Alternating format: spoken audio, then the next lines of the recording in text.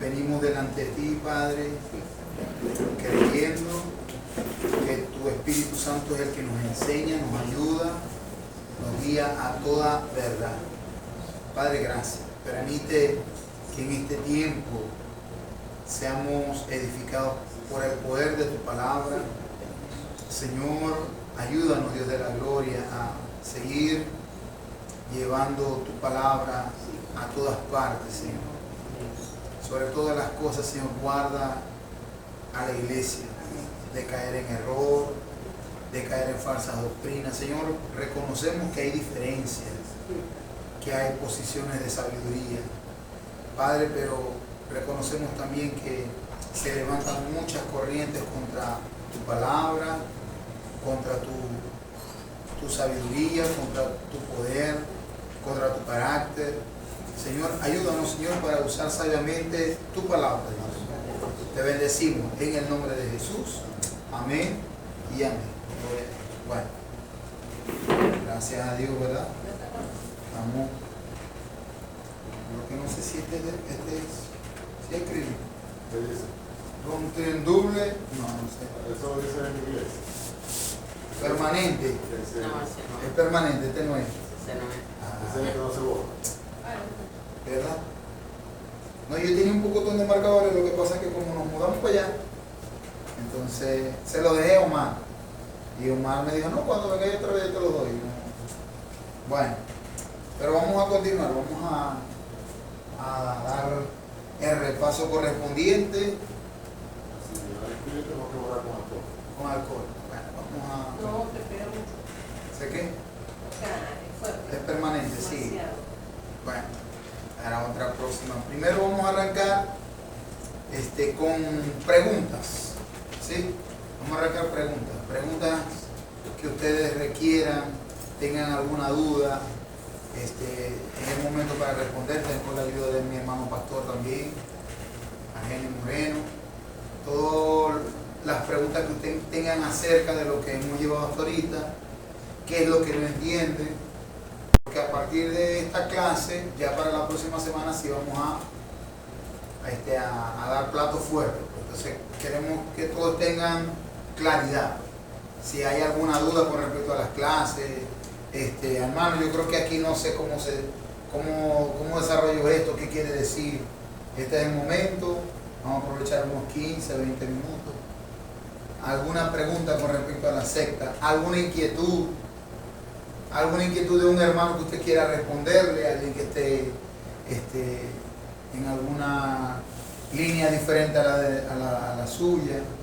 Aquí no estamos para eso, para dar herramientas, porque déjeme decirle que no todo en el mundo cristiano piensa igual.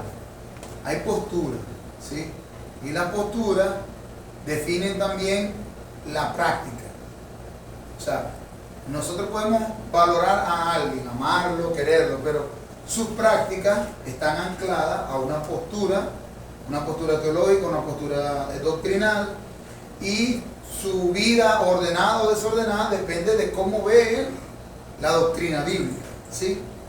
Por ejemplo, vamos a dar un ejemplo para que usted pueda preguntar. Por ejemplo, hay gente que dice, bueno, mi hermano, usted pecó, no se preocupe. No se preocupe, usted pecó, el Señor le va a perdonar, de todas maneras ya usted es salvo. Fíjense, ¿no? Entonces cuando usted escucha un postulado, nosotros hacemos un postulado doctrinal, es decir, o una declaración doctrinal como esa, sin ningún tipo de salvedad, pero tenés que arrepentirte, sin ningún tipo de, sino simple y llanamente tranquilo que Dios es amor. Dios te ama así como estás y Él te puede soportar toda la vida así como estás. ¿Ya? Entonces, ese postulado es un absoluto, tiene verdad, pero la intención es equivocada. La intención es, Dios te ama, tú eres el protagonista, tú eres el centro de Dios. No es Dios el centro tuyo. No es que tú giras alrededor del epicentro, que es Cristo. No, Cristo gira alrededor tuyo y lo que tú necesitas, Cristo te lo da. Entonces ya de por sí la declaración va en contra de todo lo que es el carácter de Dios. ¿Sí? Amén. Entonces, ¿qué quieren saber? ¿Qué quieren preguntar? ¿Alguna secta que usted ha visto que quiera defenderse? ¿Algún principio que necesita? ¿Algo que no ha entendido? ¿Por aquí? Es que los hermanos del cristianismo también muchos dicen, no, que todos somos salvos por gracia. Ok, somos salvos por gracia. Eso es verdad. Eso es una verdad.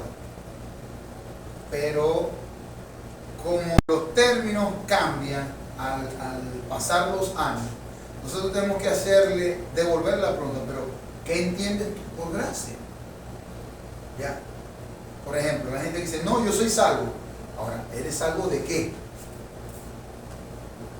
No, soy salvo de la enfermedad.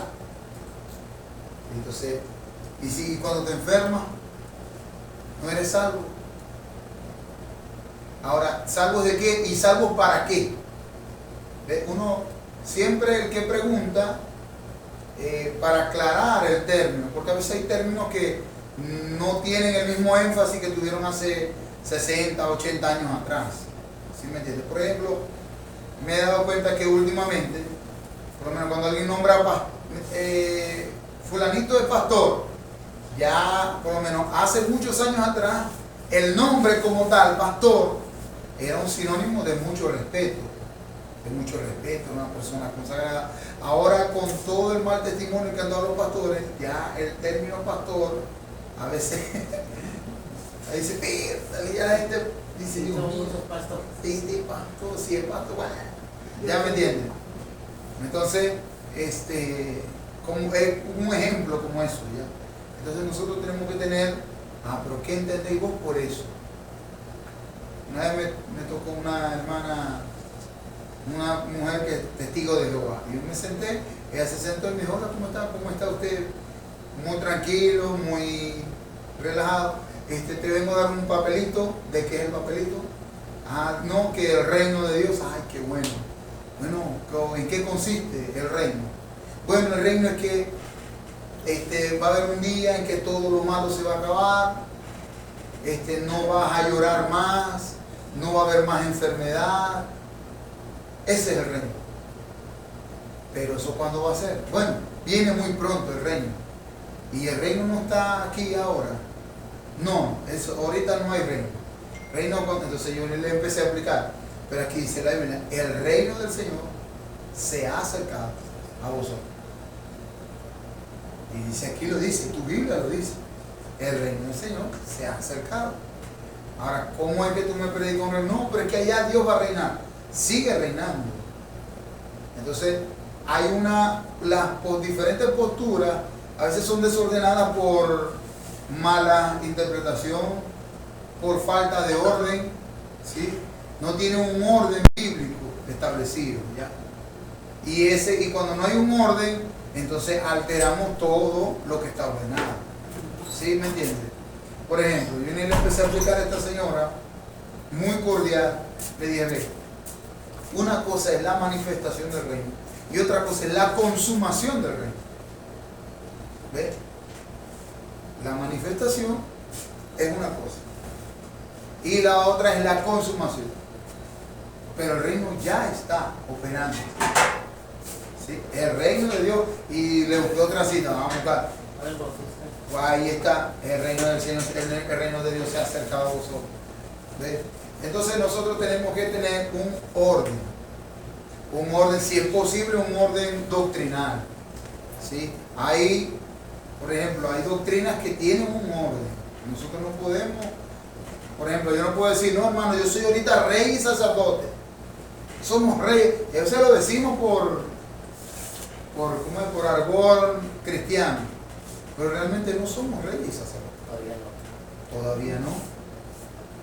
Inclusive a veces se malinterpreta las escrituras proféticas, escatológicas. Por ejemplo, la gente va a decir, no, estamos en el tercer sello, en el sello del Apocalipsis. Bueno, está bien, ¿cómo? Ahora, explícame cómo es que Ahora estamos nosotros en el tercer sello de Apocalipsis. Porque yo no he visto pasar los dos primeros. Explícame qué fue lo que... No, porque todo coincide con lo que... Sí, es una coincidencia. Pero no es una verdad. ¿Ves? Vamos a empezar por la raíz de la verdad. ¿Cuál es la raíz de la verdad? Que es un sello. No, un sello es un pergamino. Okay. ¿Quién es el que está autorizado para desatar los sellos? El Señor Jesucristo. Ok, el Señor Jesucristo. Ahora, el Señor Jesucristo ya soltó los dos primeros, que estáis predicando que ya se soltó el tercero. Sí, porque se está cumpliendo. Ahora yo le digo, para que alguien pueda soltar los sellos, tiene que ser un rey. Y Cristo ahorita, aunque es el rey, no tiene investidura de rey. La investidura que tiene Cristo ahora mismo es una investidura sacerdotal. Está intercediendo en el verdadero altar por nosotros. ¿Sí? Intercede sus oraciones, sus marcas, su sangre. Él está vestido con una investidura sacerdotal. Y cuando termine su oficio sacerdotal, tomará su investidura real.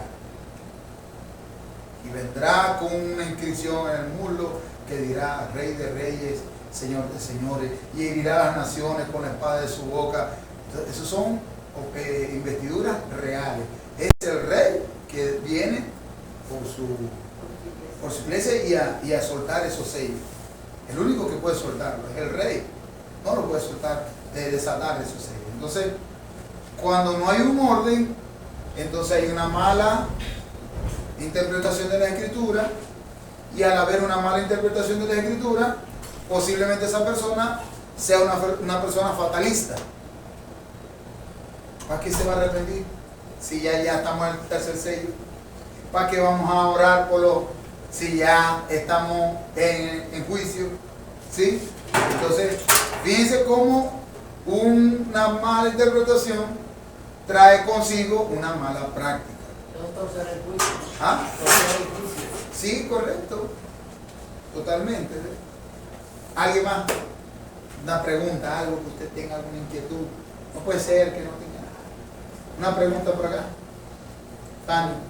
Que no sea deportivo. Que- ah, Yo policía, pero yo Ajá, estaba, sí. llegó una testigo de Guayo, sí que el testigo de Guayo, llegó algo así que tenía que ir a la vez. Ajá. Y me dice que me invitó, que yo le invité a Ok. también el papelito, Ajá. que van a conmemorar la Santa Cena. Ah, ok. Una vez al año. ¿Y cómo Por hacen? cierto. ¿Cómo lo hacen ustedes? No, nosotros pasamos el pan, el vino lo miramos y ya eso es la simbología. Y yo, pero la palabra dice otra cosa. No tuve mucho tiempo y me dio ese teléfono, mamá, después te paso yo los versículos para que lo leas. Debe ser igualita la Biblia. Y las de ellos como que la han cambiado.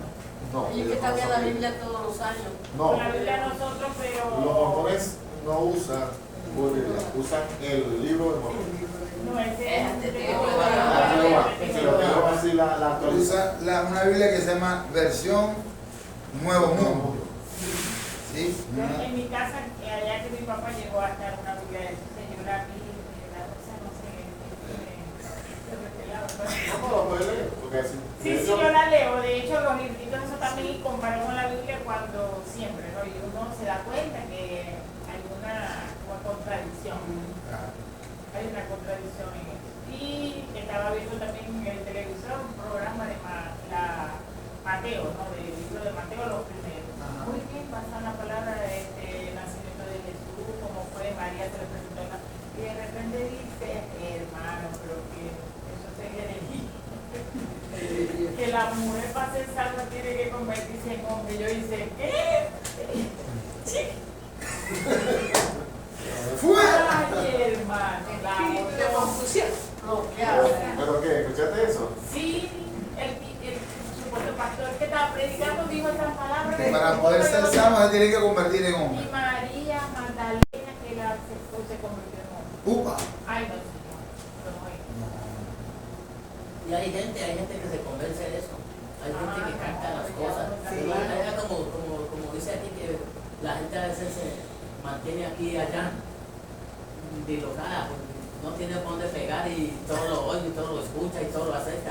No tanto Y porque lo oiga todo, Sí, bacán. sino que no lo pesa Ajá.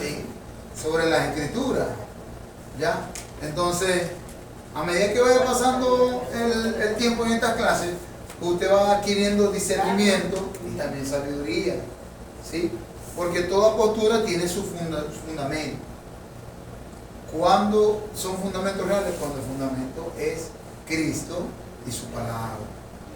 Cuando empiezan los fundamentos a aparecer arenitas, cuando están fundados en algún escrito de alguien que escribió, alguien erudito, una visión, eso no es la roca. Cristo es la roca, la escritura, su palabra. Amén. Bueno, entonces nosotros viajamos por lo que es herejía, ¿sí? Blasfemia y error. ¿Sí? Si vieron más o menos cómo están moviéndose esos términos, ¿verdad?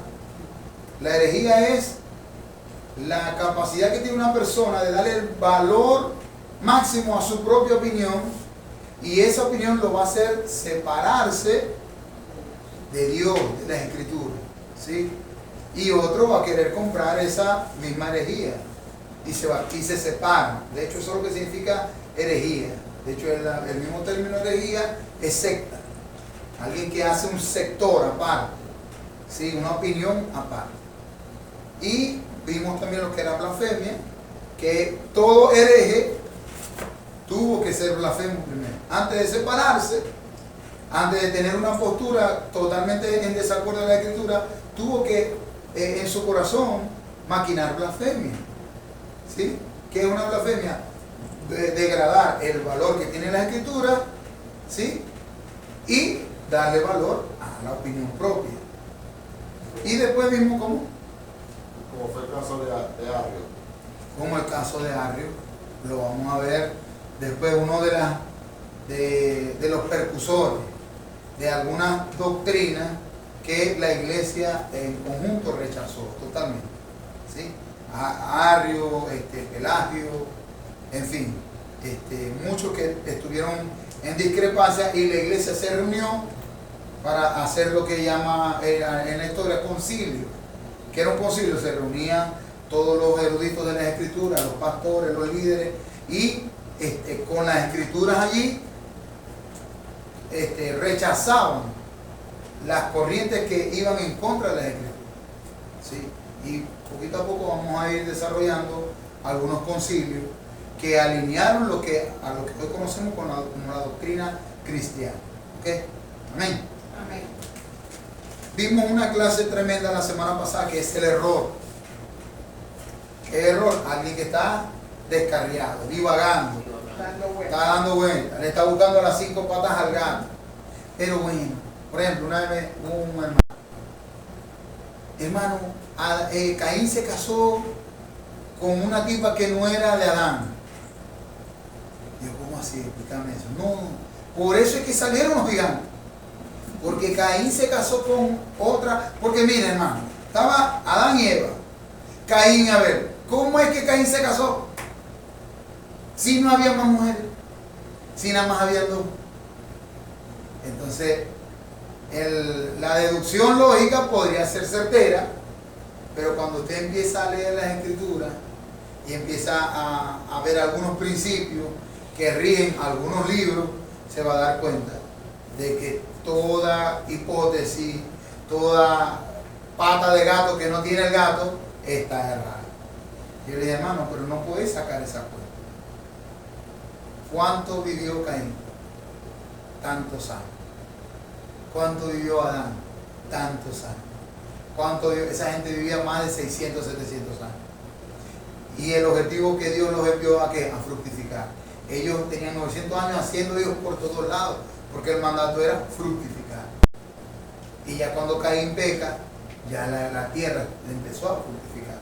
Ya habían pueblitos, habían aldeas, donde habían descendientes, y él simplemente se fue a una ciudad que se llamaba No, ¿verdad? La ciudad de No. Y allá tomó por mujer a lo mejor de sus parientes también. Entonces, es lógico entender de haber tantos años para una sola persona y con una orden divina de fructificar, la tierra estaba más que poblada. Entonces, empiezan a sacar cuentas sin estudiar los fundamentos básicos de la Escritura. Por ejemplo, Génesis. La gente quiere leer Génesis y cree que, miren, de un versículo a otro pueden pasar 100 años, 50, 60. Hay que entender el objetivo de Génesis, cómo se mueve Génesis, para qué fue escrito Génesis, ¿ya? Y cuál es el objetivo principal de Génesis. No es cronológico. No, de aquí brincó para acá. Inclusive hay historias que están intercaladas en el Génesis, para que sepan. O sea, que hay que discernir cuando es una historia cronológica, regularmente vienen por porciones. Abraham, de aquí a aquí. José, de aquí a aquí. Usted no va a ver que no. Todo tiene un objetivo, el libro de Génesis. Amén. Entonces, eso lo logramos ¿cómo? Cuando hay un buen estudio, no le buscamos las 5 patas al gato, ¿sí? Y otra cosa, buscamos información bíblica para edificación, primeramente. No buscamos información bíblica para que alguien sepa más, para que alguien sepa que usted sabe bastante, no. Primero, el primer objetivo de la Biblia es que usted y yo podamos creer, afianzarnos en el Señor. Hay gente que de plano dice, no hermano, yo rechazo el Antiguo Testamento. Yo, está bien. ¿Y por qué rechazar el Antiguo Testamento? No, porque ya estamos en el Nuevo. Por la gracia. Estamos en la gracia. Pero ¿por qué rechazas el Antiguo Testamento? Porque todo eso ya no sirve. Ya todo eso ya estamos en Cristo y tal. Y yo vine y le dije, bueno, el Antiguo Testamento. Es más, yo he visto más profundidad en la gracia viendo el Antiguo Testamento. Veo a Cristo mucho más claramente en el Antiguo Testamento. Veo detalles que a lo mejor en un texto están comprimidos, ¿sí? Por ejemplo, yo le dije, ¿qué te parece la historia de Noé? No, eso no sirve, la historia de Noé no sirve. ¿Por qué no sirve la historia de Noé? Porque ya estamos en la gracia. Ok, vamos a hacer un ejemplo. Vamos a hacer una... No te voy a decir que no, pero te voy a poner un ejemplo. ¿Cuánto tiempo duró Noé construyendo el arca? Tanto. ¿Cuál fue la orden para el arca? Meter a toda la gente posible. ¿Cuántos entraron? Entró la familia de Noé, los hijos y las nueras. Ok. ¿Quién cerró la puerta? Dios cerró la puerta. Cuando cayó el diluvio, ¿quién quería entrar? Todos querían entrar. ¿Había tiempo para entrar? No había tiempo para entrar. Eso no te suena algo. Ahora viene y le busqué la cita. Como en los días de Noé, así será la venida del Hijo del Hombre. ¿Lo estáis viendo o no lo estáis viendo? Entonces fue en Cristo. Sí, aquí dice, el mismo Señor lo dijo, como en los días de Noé, así será la venida del Hijo del Hombre. Cristo es el arca, entran los que obedecen. Los que obedecieron pregonaron por toda la tierra que entraran, no quisieron entrar. Vino el diluvio, se cerró la puerta y solamente esa familia se salvó. ¿Qué te parece? No, pero viéndolo de esa manera, ahí sí. Bueno, vamos a poner otro ejemplo. Jonás. ¿Qué te parece? No, eso tampoco sirve. Bueno, vamos a buscarle la esencia de Jonás. Jonás, ¿cuántos días duró Jonás predicando? No quiso predicar. ¿Y qué hizo el Señor? Se lo tragó un pez. ¿Cuánto tiempo duró en el pez? 3 días y 3 noches. Excelente. ¿Y después que salió del pez? Ahí sí predicó. Okay. ¿Se convirtió la gente? Sí, se convirtió. Todo el pueblo de Nínive se convirtió. Bueno, ¿qué te parece? No sirve. Bueno, yo empecé a buscar aquí también. Así como Jonás entró, fue tragado por un pez 3 días y 3 noches. Así será el Hijo del Hombre. Estará 3 días y 3 noches en las partes más bajas de la tierra. ¿No te suena eso familiar? Bueno, vamos a hacer una cosa. Cuando estábamos Jonás en el barco, ¿qué había? Una tormenta, ¿verdad? ¿Y qué dijeron los tipos? Si tiramos a este tipo para el agua, el juicio y la tormenta se acabarán. Y justamente con tirar a Jonás del barco, se acabó la tormenta. Eso fue lo que pasó en la cruz. Por un hombre, el juicio cesó. Fue propicio el sacrificio para que cesara el juicio. Todos iban a morir, pero cuando entró el que tenía que entrar en el agua, cesó el juicio. ¿No te suena eso familiar? Entonces nosotros no podemos conjeturar algo si primero no nos alimentamos de eso. Y no vemos a Cristo por medio del Antiguo Testamento, que mucha gente lo rechaza. Me decía un amigo, lo que pasa es que el Dios del Antiguo Testamento es un Dios muy sangriento, muy violento. Y en cambio el Dios del Nuevo Testamento es un Dios amoroso. Parece Barney y sus amigos.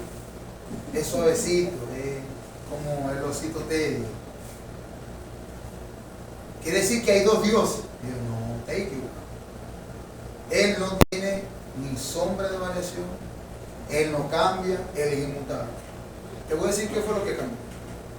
Todo ese Dios violento, sangriento que voy a llamar, toda esa ira cayó sobre uno solo. Y ahora voy a vivir lo que otro recibió en el castigo. Y vos tenés que servirle a Él porque Él te amó primero. Entonces, cuando uno conoce la esencia de los textos y a dónde quiere el Espíritu Santo llevarnos, es a una sola persona, a Cristo. Amén. Cualquier variación, cualquier variante, cualquier apoderación egoísta es herejía. Es herejía. La herejía puede ser por ignorancia, la herejía puede ser por engaño, la herejía puede ser por error. ¿Sí? Nosotros estamos llamados a cada vez más purificarnos del error y ver más claramente a Cristo. Amén. Amén. Muy bien. Entonces vimos la semana pasada uno de los principios acerca del error. ¿Qué es el error? Bueno, el error simplemente está dando vueltas allí, divagando en tu mente. No estás seguro si sí, suena verdad, pero posiblemente sea una mentira. No hay ningún rumbo. Y eso es lo que pasa con muchas doctrinas falsas. No tienen rumbo, no tienen norte, no desembocan en Cristo, porque si desembocan en Cristo se van a dar cuenta que es totalmente falso. Vamos a leer Primera de Tesalonicenses, seguimos en la parte de error. Primera de Tesalonicenses, capítulo 2, Primera de Tesalonicenses, capítulo 2, versículo 3. Dice el apóstol Pablo a la iglesia de Tesalónica: porque nuestra exhortación no procedió de error, ni de impureza, ni fue por engaño. ¿Para qué sirve la verdad? Aquí dice 2, 1 Tesalonicenses capítulo 2, versículo 3. Porque nuestra exhortación no procedió de error, ni de impureza, ni fue por engaño. Ven, si estamos en error, no tenemos ni la autoridad, ni el respaldo para poder exhortar, para poder corregir. ¿Por qué? Porque estamos en error. Es lo que está diciendo los textos. La manera en que nosotros exhortamos a nuestros hermanos, les animamos, les corregimos, tiene que ser por única y solamente absoluta verdad. No puede ser por algo que yo creo o a mí me parece. ¿Sí?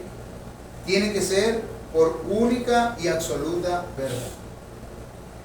gente en la iglesia que exhorta, reprende, corrige basado en error. Hay que darle gracias a Dios que los que nos corrigen están predicando la verdad, viven la verdad y no están en error. Amén. Vamos a poner un ejemplo normal, tranquilo, suave. Miren, alguien que esté en error, por ejemplo, que predique la doctrina de la prosperidad, ¿sí? No te puede decir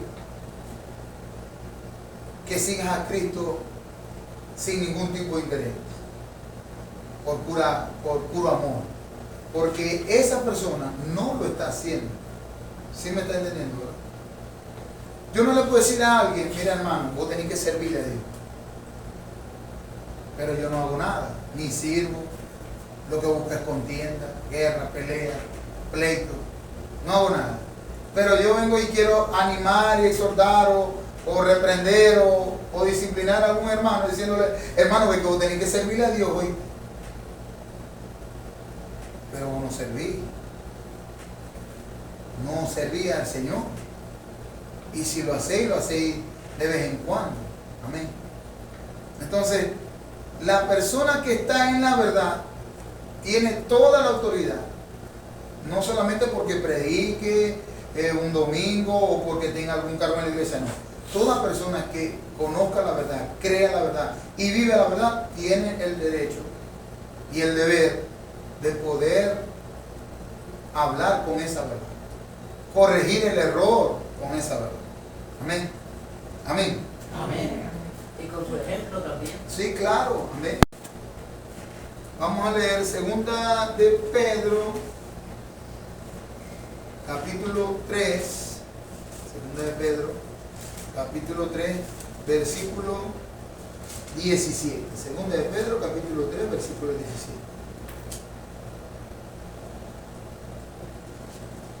Sí, esa es, ¿verdad? Sí, 3, 17. Vamos a ver. Estoy en primera. Segunda de Pedro, capítulo 3, versículo 17. Dice de la siguiente manera: así que vosotros, oh amados, sabiéndolo de antemano, guardaos, no sé que arrastrados por el error de los inicuos, caigáis de vuestra firmeza. Así que vosotros, oh amados, sabiéndolo de antemano, guardaos, no sea que arrastrados por el error de los inicuos caigáis de vuestra firmeza. Versículo 18. Antes bien, creced en la gracia y el conocimiento de nuestro Señor y Salvador Jesucristo. A Él sea la gloria, ahora y hasta el día de la eternidad. Amén. ¿Se están fijando? Dice que nos debemos de guardar porque el error puede arrastrar. ¿Sí? Puede arrastrar. El error no solamente hace divagar a una sola persona, el error también hace divagar a otros, hace dudar a otros. ¿Ya? Y el apóstol Pedro nos está diciendo, guiado por el Espíritu Santo, que nosotros debemos de guardar, de estar firmes en que en la gracia y en el conocimiento de nuestro Señor Jesucristo. Lo que pasa que ahora conocer al Señor Jesucristo se quiere conocer de manera experimental, ¿sí? Quiere tener una experiencia subjetiva, es decir, que se le paren los pelos, que se ponga a llorar, que se sienta un ambiente armonioso. Esas son experiencias subjetivas que tienen que ver con las cosas que no pueden palparse, con las cosas que usted sí puede ocurrir, porque Dios es un Dios que corrobora su existencia de una manera objetiva. Usted lee Romanos capítulo 1, ¿verdad? Dice que la gloria de Dios está claramente visible. ¿En dónde? En la creación, claramente visible. Hay cosas que son claramente visibles. Ahora hay cosas que no, hay impulsos que el Espíritu da en cada corazón, diferente, depende de los dones, depende de la operación, depende la orden que Dios vaya a dar en ese momento, usted puede sentir algo de parte de Dios. Pero nosotros debemos de conocer a Dios de las dos maneras.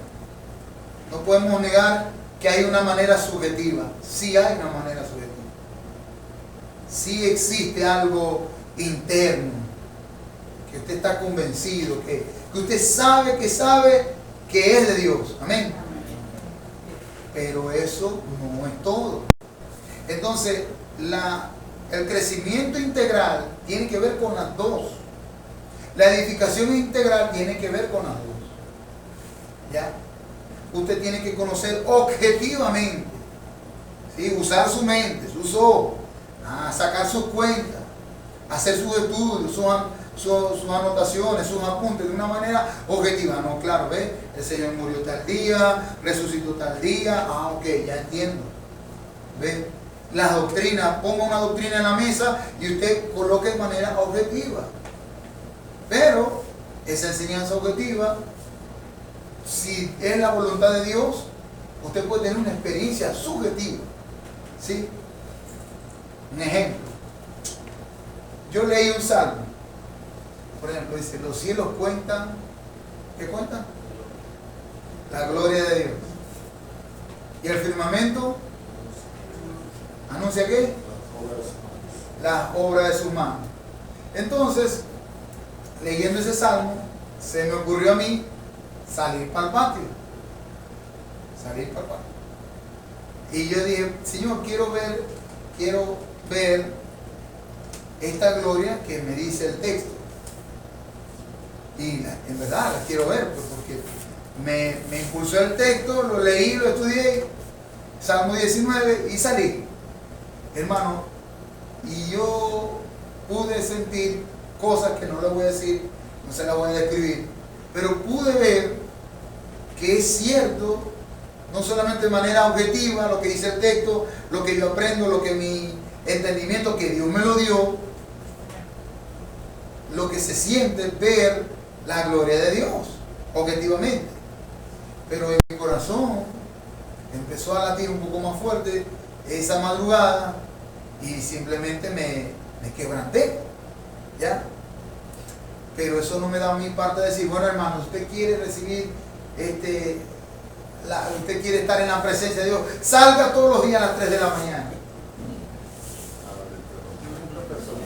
Y cuidado, sale a un lugar peligroso. ¿Sí? Y te van a hacer, no, entonces, ese es el problema. Que la experiencia fue para mí. Y la pude experimentar yo en mi corazón. Pero la experiencia no es para yo suministrarle fe a la gente, no. La experiencia es para que yo confirme. De hecho, eso es lo que significa convicción. Es que Dios te da evidencia de quién es Él, de su poder, de su grandeza, de su amor, de su benignidad, de su paciencia. Amén. Amén. De eso queremos evitar el error en cuanto a eso. Entonces, debemos de guardarnos en el conocimiento del Señor. ¿Sí? En el conocimiento del Señor. Debemos guardar. Amén. Vamos a leer Primera de Juan, capítulo 4. Primera de Juan, capítulo 4, versículo 6.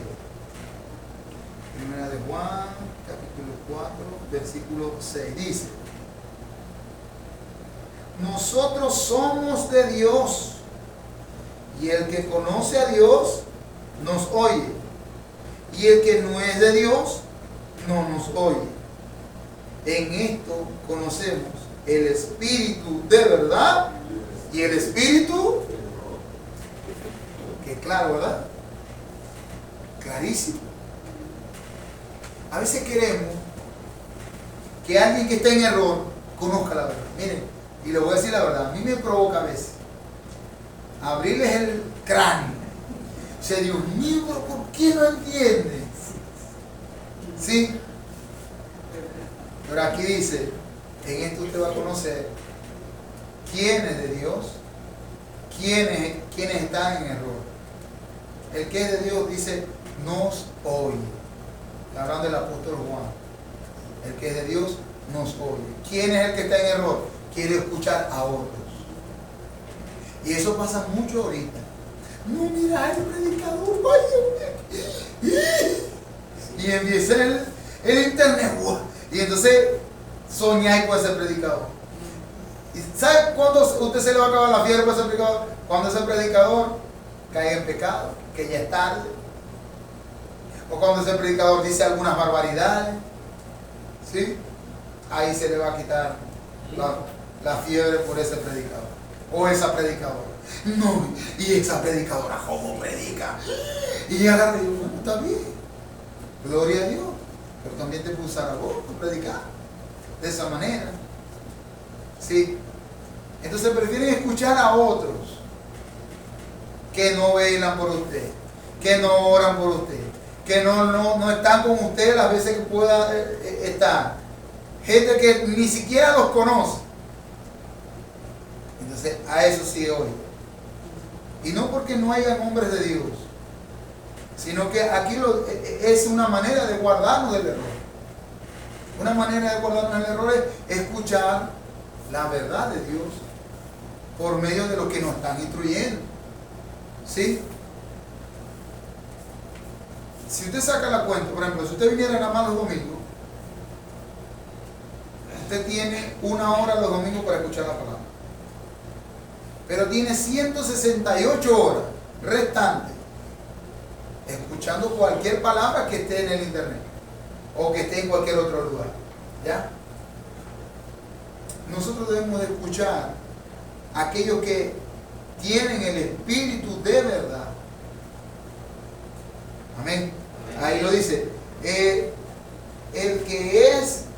que no es de Dios no nos oye. En esto conocemos el espíritu de verdad y el espíritu de error. Y empiezan las comparaciones, ¿no? Es que predica mejor Dante Heber que Argenio. Claro, si valoráis por la cantidad de views, ¿no? Y de like. De 100 niños, una sola predica tiene 100 niños. Entonces, Yo llego a ver, cuando mucho llego a 50. entonces, ¿qué pasa? Que a veces el hecho de que alguien es muy seguido por las redes no quiere decir que tenga la verdad. ¿Sí? No es una regla. Sí hay personas que tienen muchos seguidores y hablan verdad, pero no todo el que le sigue mucha gente habla verdad. Amén. Vamos a leer. Es que Diga. lo meten tanto al corazón a ese predicador que le creen todo también, después se desvían y se desvían todo. Porque están en error. Están en error. Amén. Y a veces las personas que están en error están así divagando, pues. No tienen un rumbo, no hay alguien que los introduzca seriamente en las escrituras, en el estudio, ¿ya? En el estudio serio de la escritura. Amén. Les dan un texto bien acomodadito para que usted permanezca ahí en error. En cambio, el que habla la verdad, a veces somos maltratados, pues, porque hablamos llevamos palo, porque hablamos la verdad. Como que nos entregaron a Jesús por la verdad. Ok. De hecho, los profetas, bueno, la mayoría, no casi todos, que hablaban la verdad, los eran rechazados. De hecho, a Jeremías, cuando Dios le da el ministerio, le dice, va al pueblo, no te va a escuchar. Así es. Y cuando habló, lo querían matar. Lo lanzaron para allá, para el dice, en el pozo. Sí, en el pozo.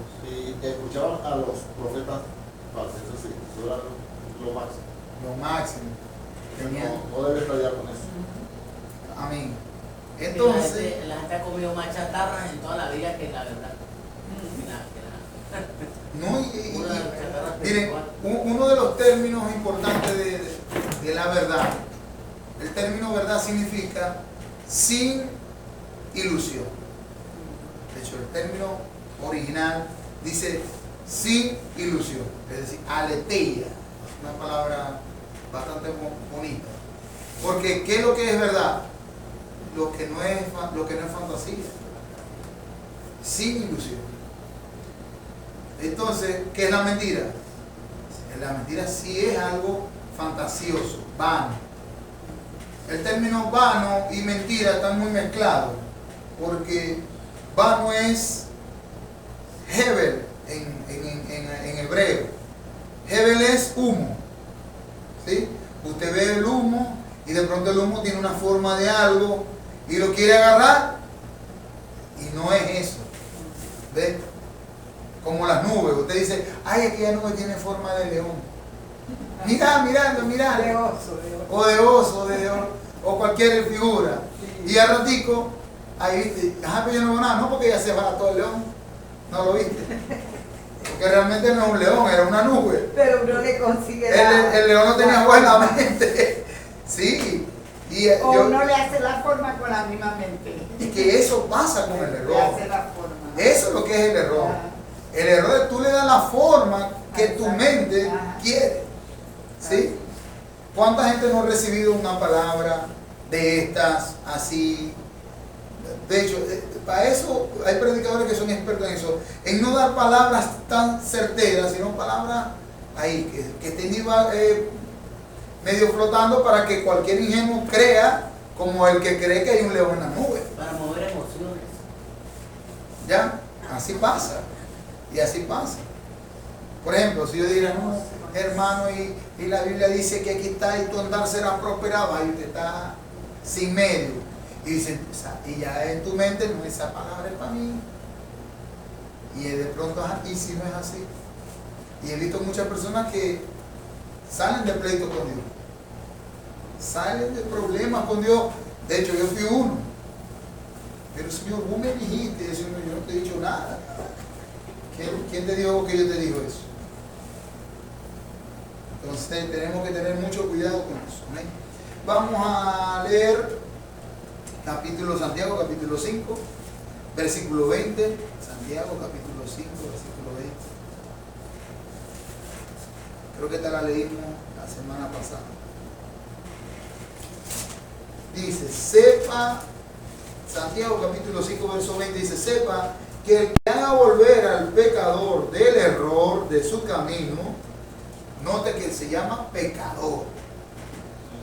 La persona que está en error es pecador. Al pecador de su camino, al pecador del error de su camino, salvará de muerte un alma y cubrirá multitud de pecados. El 19 dice, vamos a leer el 19, hermanos, si alguno de entre vosotros se ha extraviado de la verdad y alguno le hace volver, sepa que el que haga volver al pecador del error de su camino, salvará de muerte un alma y cubrirá multitud de pecados. Un hermano. Pero un hermano que está en error y es pecador. Eso nos dice a nosotros que por más que la persona esté en error, nosotros debemos agarrar el hacha y darle el hachazo. No, hermano, usted va a ir para el infierno. No.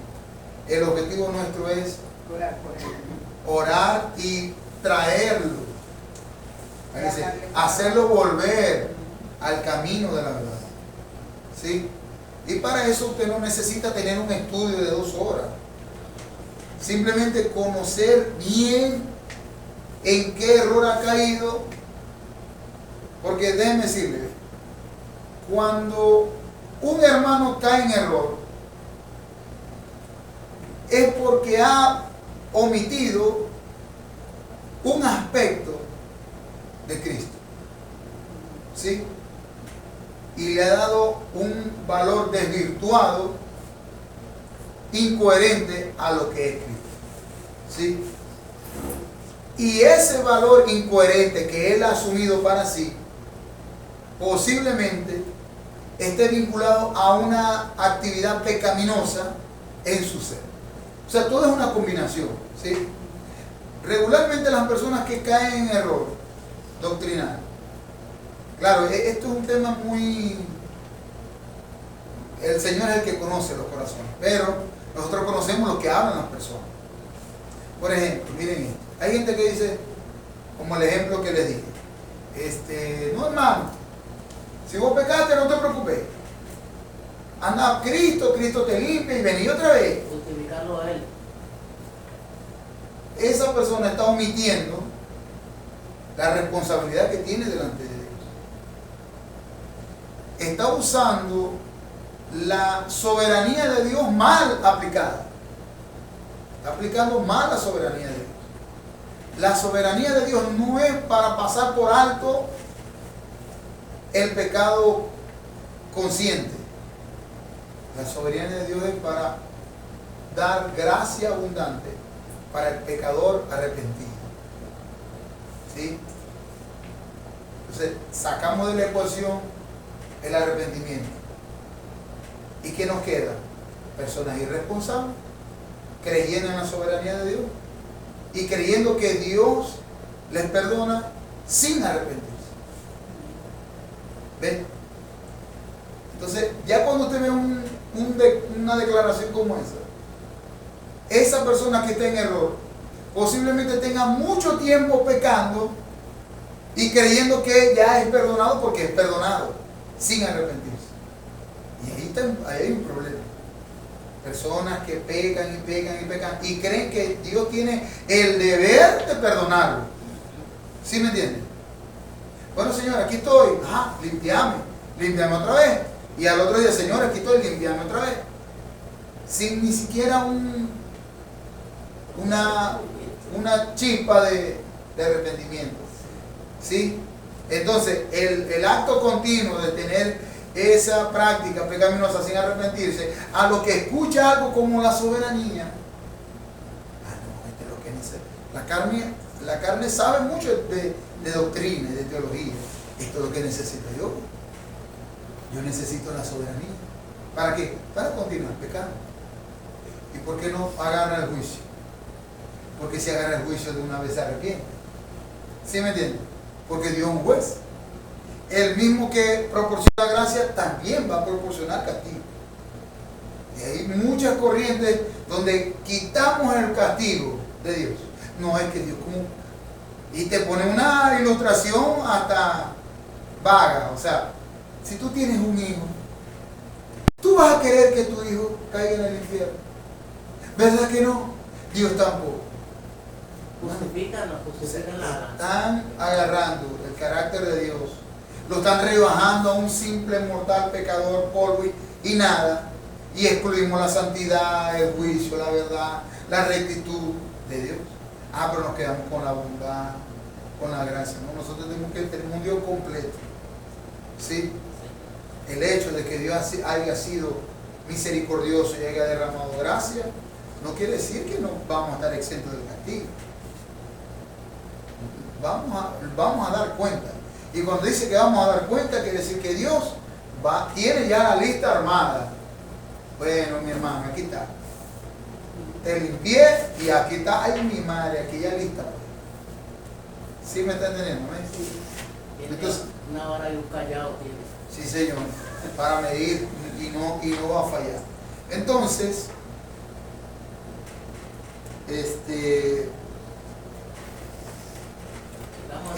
ese es el error, ¿ya?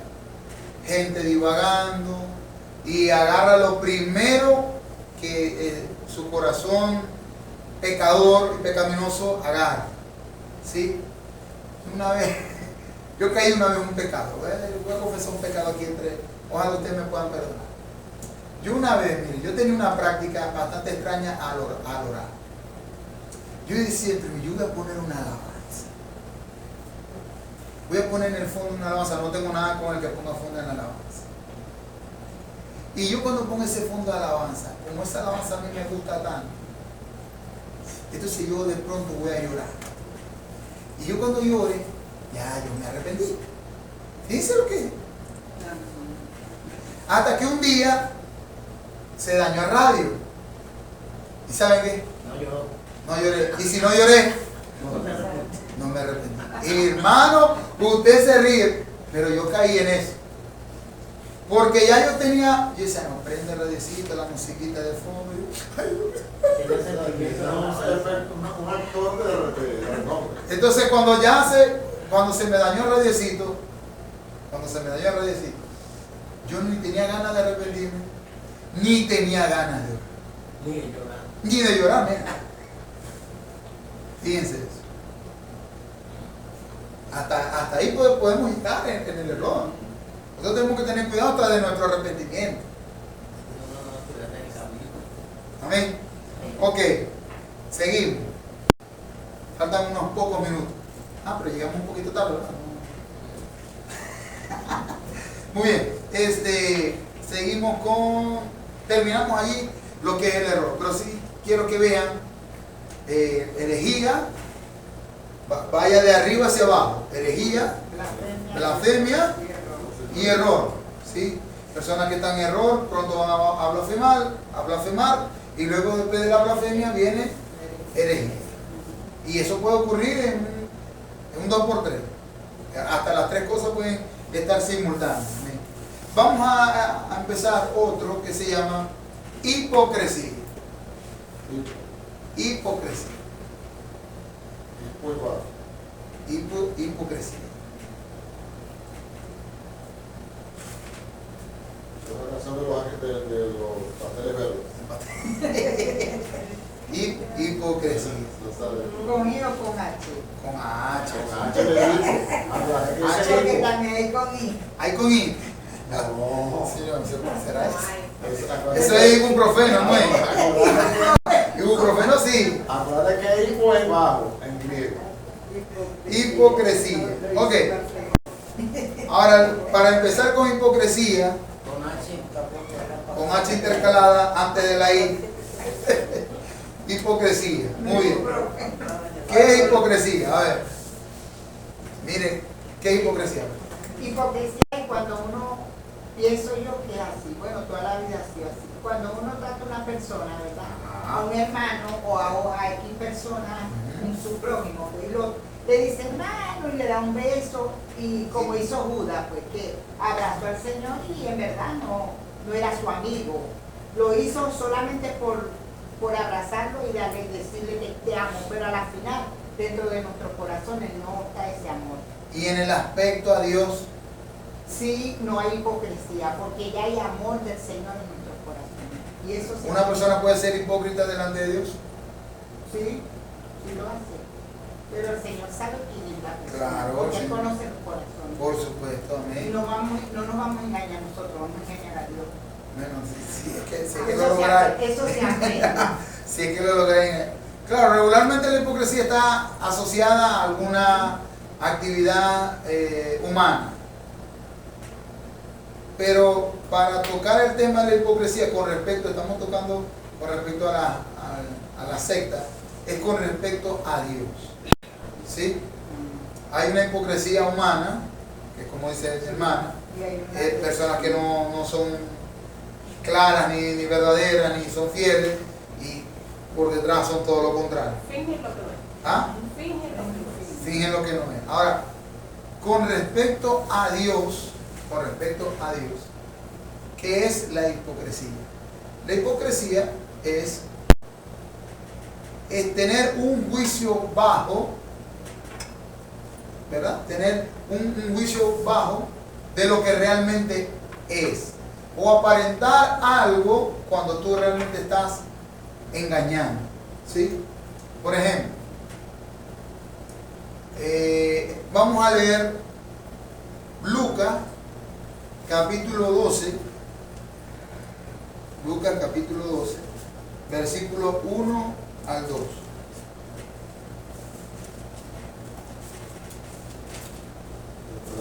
Después digo la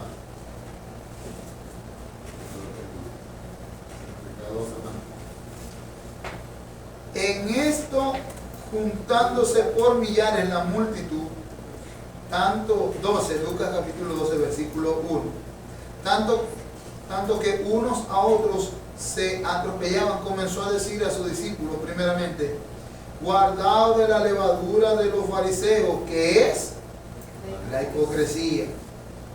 Versículo 2: porque nada hay encubierto que no haya de descubrirse, ni oculto que no haya de saberse. Versículo 3. Por tanto, todo lo que habéis dicho en tinieblas, a la luz se oirá, y lo que habéis hablado al oído en los aposentos se proclamará en las azoteas. La palabra hipocresía tiene que ver mucho, la usaban mucho en la antigüedad, para hablar acerca de los hombres que hacían obras de teatro. Lo que hacían los hombres de obras de teatro, se colocaban una máscara y dramatizaban algún personaje, pero realmente ellos no eran ese personaje. ¿Sí? ¿Qué iba a decir el pastor? Sí, el origen etimológico, el origen de esa palabra es Hipócrates. Hipócrates. Y esos hombres, actores, se llamaban hipócrates porque usaban máscara y representaban distintos papeles. De hecho, esa palabra era bien, la gente que era realmente bien tenida en ese tiempo. O sea, no era una mala palabra como hoy, eso se llama deslizamiento semántico. Cuando a alguien le decían, oye Andrés, eres un excelente hipócrita, lo estaban alabando, claro. Le estaban dando una buena referencia porque era un excelente actor en representar papeles. Oye, pero con el transcurrir del tiempo se le fue dando la connotación de falsedad, de que no era sincero, de que estaba actuando, y por eso tenemos la connotación negativa. Pero cuando nace la palabra no era negativo, claro, porque se adjudicaba a personas que actuaban. Entonces, dice el texto, Lucas capítulo 12, versículo del 1 al 2, el Señor, uno de los pecados que más duro le dio el Señor a la gente de su tiempo, cuando estuvo aquí en la tierra, fue la hipocresía. Miren, es impresionante la cantidad de veces que el Señor Jesucristo hipócrita. Es más, creo que Mateo capítulo 22 completo, hermano, un capítulo completo, un discurso, hermano, es solamente para los hipócritas. Fíjense el nivel alto que es la hipocresía. Sepulcro blanqueado. Lo llamo sepulcro blanqueado, porque la actividad religiosa aparente parecía verdadera, pero en la práctica no. O sea, en la fachada parecía algo bueno, pero en esencia realmente era totalmente maligna. Totalmente maligna. Entonces el Señor, ¿qué ocurría con la hipocresía de los fariseos? Mateo 23. ¿Qué ocurría con la hipocresía de los fariseos? Que creaba otros creyentes hipócritas también. ¿Sí? Por eso es que el Señor le dio durísimo a la hipocresía. Duro, pero de alta dureza. No hubo un pecado que el Señor condenara más que la hipocresía. Porque la hipocresía era no solamente aparentar lo que no es, sino que arrastrar al que iba de una manera de devoción a Dios. Esa hipocresía arrastraba a esa persona al error también. ¿Sí? Los líderes tenían que ser verdaderos, íntegros. La hipocresía lo que generaba era, la hipocresía en el ámbito religioso, en el tiempo de Jesús, era generar más gente hipócrita. Ellos aparentaban ser verdaderos y engendraban gente más hipócrita. Y a lo que venía a ver, todo el mundo estaba sumergido en una falsedad. ¿Sí me entienden? Y el Señor le decía, guárdense de la levadura. Fíjense, compara la hipocresía como una levadura. Bueno, los que hayan sido panaderos les pueden explicar, ¿verdad?, qué hace una levadura en un pan. Además, se multiplica, crece de una manera y usted no puede tener eso. Yo me acuerdo de un panadero amigo mío que me contaba, ya yo no soy panadero, Un panadero me decía, no hermano, me voy porque ya el pan ya está casi para meter. Si me paso el tiempo va a crecer ese pan y no lo voy a poder hornear. Lo que está hablando era la propagación. La hipocresía es tan desechada por el Señor, sobre todo por la propagación inmediata. Contaminante. Muy contaminante, hermano. De si hay alguien que se pare con falsedad, tardará un poco de tiempo que la falsedad se propague, espiritualmente y visualmente. Eso es lo que va a pasar. Se va a propagar la falsedad, va a haber falsos hermanos, va a haber un falso amor, va a haber un falso cariño, un falso aprecio, una falsa hermandad. ¿Por qué? Porque hay hipocresía. Y el Señor nos dice, gente, guárdense de la hipocresía de los fariseos. Es más, Él decía, hagan lo que ellos dicen, pero no hagan lo que ellos hacen. O sea, lo que ellos predican está bien, pero lo que ellos hacen no. Lo que ellos hacen es totalmente errado. Entonces, si la práctica es errada, la falsedad no puede cubrir el error. ¿Sí? Se lo digo así, si alguien tiene una práctica mala, no puede decir, no hermano, yo soy un hombre de Dios, yo creo esto firmemente. Por ejemplo, alguien que tenga, por ejemplo, un problema en su casa y diga, no hermano, yo soy un hombre de paz, y te vienen a pedir perdón, no me pidáis perdón. La práctica está negando lo que tú dices que crees, ¿sí? Que tú eres un hacedor de paz. Amén.